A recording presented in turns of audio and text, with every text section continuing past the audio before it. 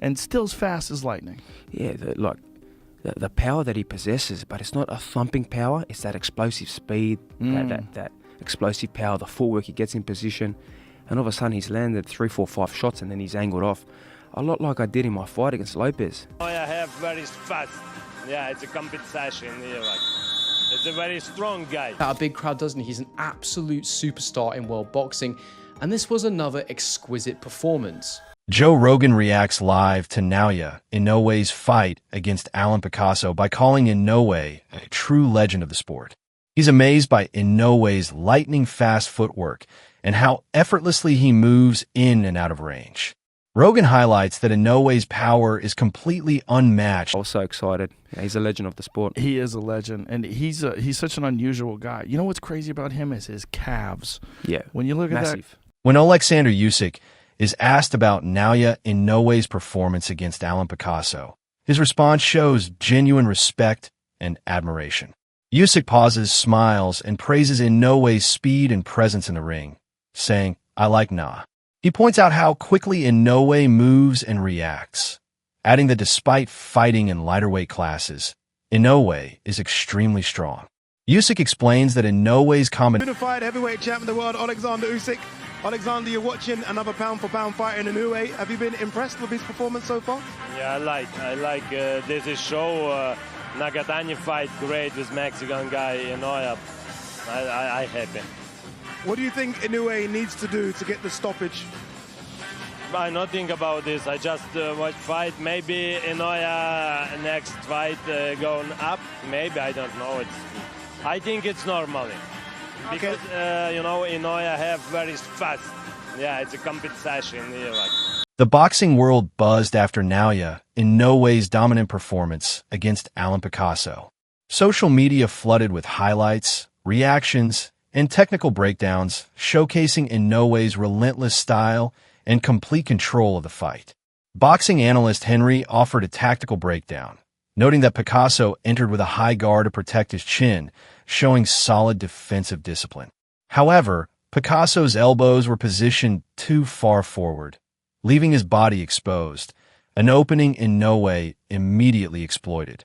Inoue's sharp lead hand and speed allowed him to land Saw the two men get into the ring. The first thing that I noticed straight away was Picasso was carrying an incredibly high guard, defensively keeping his gloves very, very high, trying to protect his chin. And one thing I'll say in general about Picasso in this fight is that his defensive awareness was very, very impressive. He very rarely dropped his hands after he threw a shot. His discipline was incredibly good. But the problem with that is that sometimes it leaves a lack of room for creativity with fighters. Yes, it's important to be defensively disciplined, but if you continue to give the same look over and over again, you're never ever going to beat a guy like Inoue. The first thing I said at the beginning of my live about this guy was I looked at him and I went, his elbows are incredibly flared. You know, he had the high guard, but his elbows was very, very far forwards, which instantly made me think he's giving the body to Inoue. He's offering it to him. Now, that can sometimes be done because it's to create counter-punching opportunities. But in this instance, I think it was just that he was so concerned about protecting his head, about not getting knocked out with a shot to the head, that the body was there all night for Inoue, and Inoue took it. He took the invitation, and he constantly stabbed to the body of Picasso. And in fact, I'd say that this fight kind of was a story of the body shots in many ways. Picasso, like Inoue, had most of his success to the body. The left hook in particular was a money shot for Picasso. But the difference between these two men was so obvious to see when they were standing in the pocket and they were exchanging left hooks in particular to the body. The impact of Inoue's shots was totally different from Picasso's. It was like Picasso had cushions, pillows inside his gloves, and Inoue had a bloody egg weight. It was damaging, it was vicious, and Picasso simply couldn't hang in the pocket for long periods of time with Inoue. I mentioned the lead hand of Inoue there to the body, but the lead hand of Inoue in general in this fight was incredible to see. I mean, the sharpness, the speed on it, the different levels that he throws it from. It's unbelievably unpredictable and difficult to read as a shot, and it allows him to control fights. One thing that I've noticed about Inoue, having watched him for a little while now, and something I think he definitely does on purpose, is he lowers himself to the level of what's in front of him at times, because he wants you to open up so he can counter you and land large shots on you, ones that you don't see coming, so that he can knock you out. He's good enough to be able to do that and keep himself safe at the same time. What was testament to this was Inoue's movement is exquisite, it's exceptional. There were moments when he was using that jab that I just mentioned, dancing around the ring, using that lateral movement, popping the head of Picasso regularly. easily landing on him with that jab. I mean, Picasso was forced to keep a high guard at all times because the power of Inoue is so good that even when he's in motion, he will hurt you. But the testament to this idea that Inoue will lower himself to what's in front of him is that there was moments where Mike Tyson praised Naoya Inoue's incredible skill, calling him the monster. Tyson said Inoue is faster, stronger, and more precise than many champions he's seen, even claiming Inoue is better than Manny Pacquiao in his prime. He highlighted Inoue's power. This young fighter called the Monster. You ever hear Monster? No. Japanese fighter called Monster. This is a Monster. Crazy dude. The mean son of a. Oh yeah, you gotta see this bad motherfucker. Don't look like money. He's better than Manny Pacquiao. Manny Pacquiao was good like that. Just as good. He looks like a fucking pop star. Oh, wait till he get on these. The most efficient hunting machine in all Look at of him. boxing. He's vicious. That's a bad guy he beat too. Broke him down. Ooh. 118? Yeah, him ain't Who the hell down. fights in that division? Bantamweights. Yeah, but who? Some bad mother. Yeah, some killers. Paulie Malignaggi shared his thoughts on what could be next for Naoya Inoue while analyzing his fight against Alan Picasso. He noted Inoue's clear dominance and suggested future opponents, such as Junto Nakatani, would need to respect his power even more. Malignaggi pointed out that Inoue went the full 12 rounds with Picasso and said seeing him go the distance against someone like Nakatani would be fascinating, highlighting Inoue's stamina and consistency. He also observed that Inoue may have slightly favored his right hand, possibly due to a minor issue, though nothing was confirmed. Despite this, Inoue remained in complete. Nakatani or Inoue yet. I really hadn't made up my mind who would win between them. I thought it was a good fight anyway. I don't think it's an easy fight to pick, but I do think that I do think that it's a completely different style. You're going to see Inoue fight with Nakatani than you did Hernandez today. You know, I thought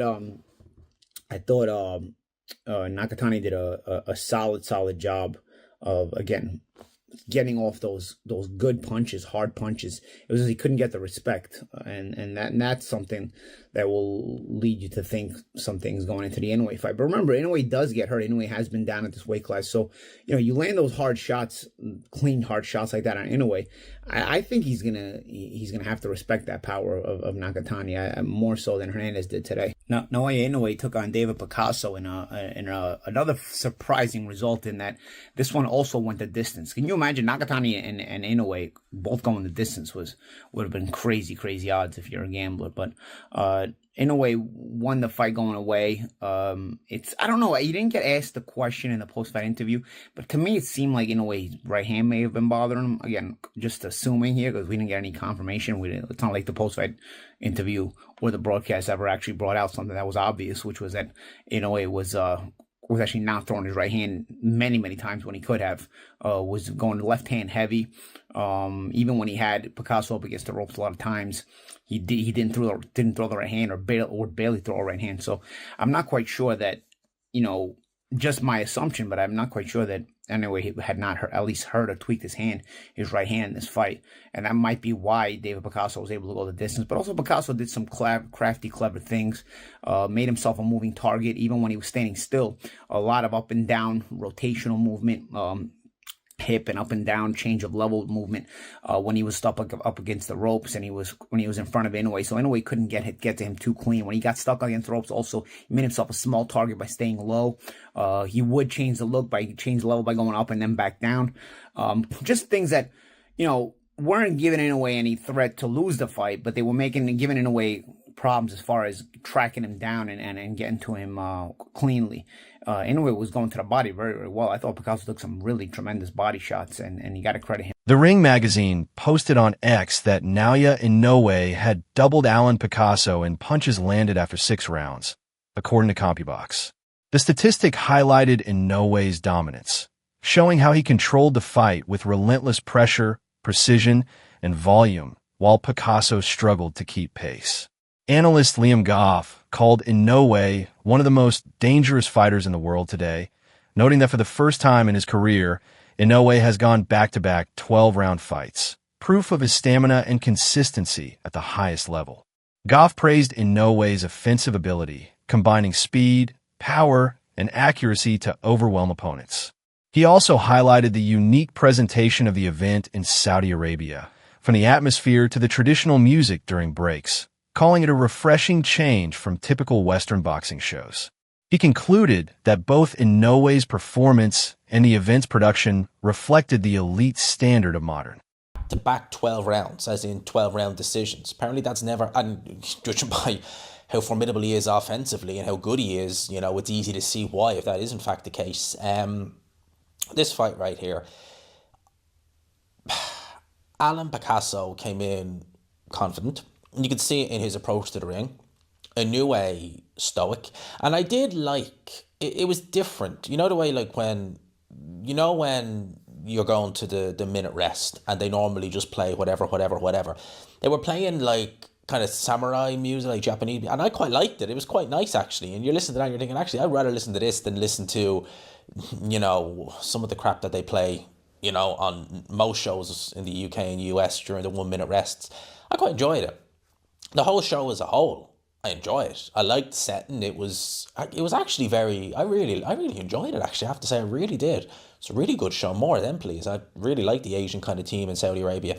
But this fight itself, right? So first round starts, Inoue tends to, he can be a quick starter at times. And we've seen that. We certainly have in first rounds and stuff like that, you know. But not a crazy amount of first round stoppages. If I think off the top of my head, he stopped, I can't remember the guy's name, in a round. I remember that was in the World Boxing Super Series a couple of years ago, many years ago now. But he's not really one for going out there and just blasting you out in a round. He might hurt, he might drop you in the first round, but he normally carries you at least into, well, normally into like the second or third round at least. And he was not really doing much in the first round, Naoya Inoue. But straight off the bat, you could see that Picasso, he did the high guard and kept the high guard. He tried to punch with Inoue, which is something that you can actually do. It's very risky because Inoue will also punch with you, and Inoue's hand speed, foot speed. Naoya Inoue is now the undisputed super bantamweight champion, holding all 4 major titles: WBA, WBC, IBF, and WBO. In 2025, he had an outstanding year, fighting 4 times and winning every bout while maintaining his undisputed status. He began the year with a knockout win over Yi-Jun Kim, followed by a TKO victory against Ramon Cardenas.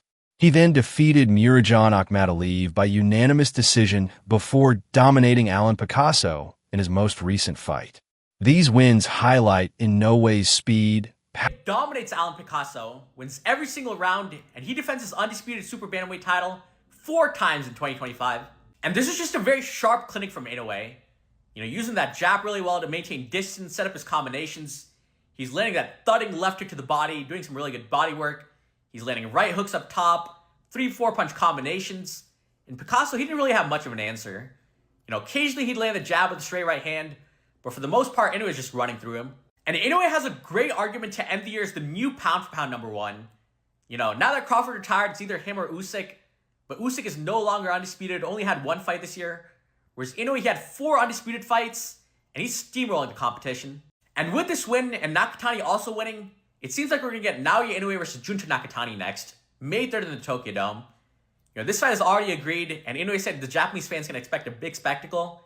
And Nakatani, he didn't have the best performance today, you know, got pushed to a big test. Whereas Inoue, he looked very dominant.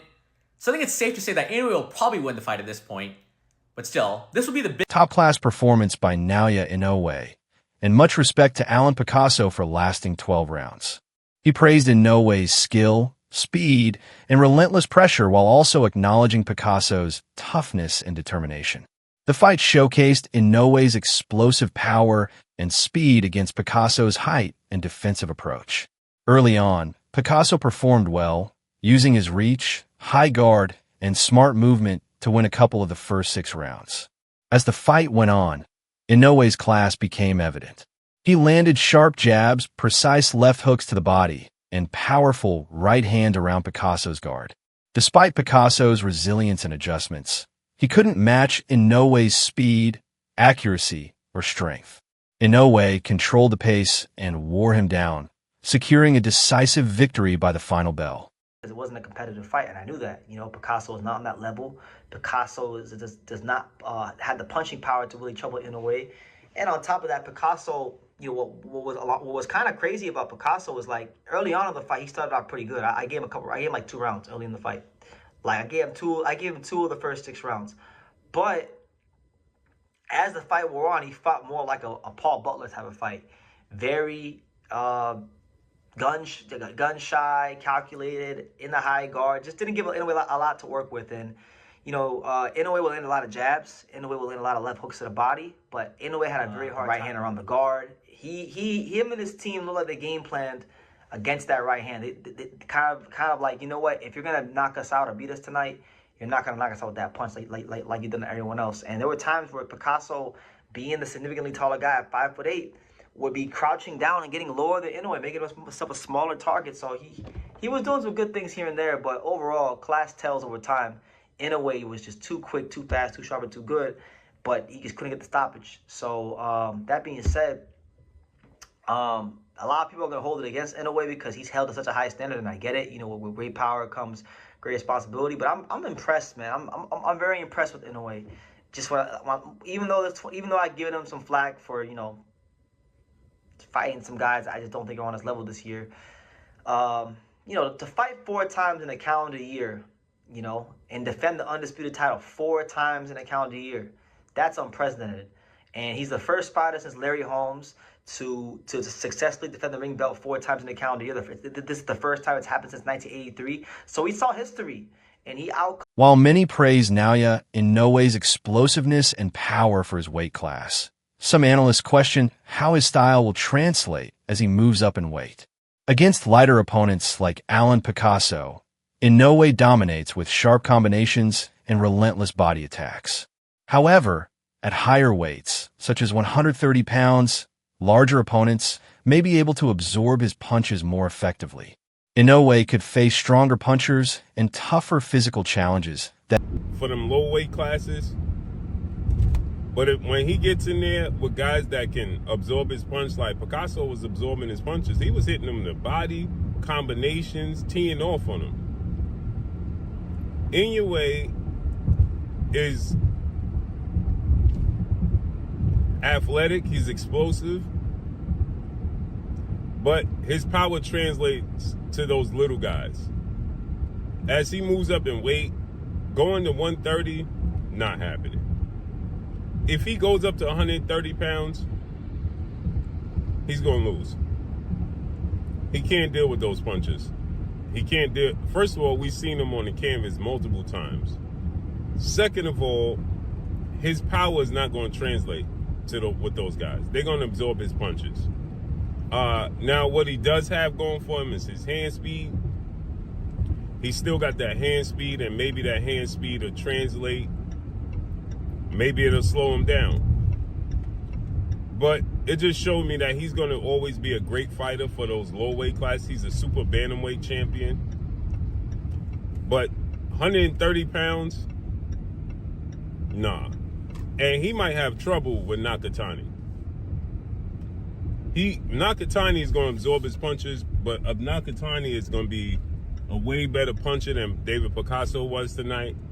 And yeah, I think Inoue could be in trouble with him. I still think that he's just so fast, so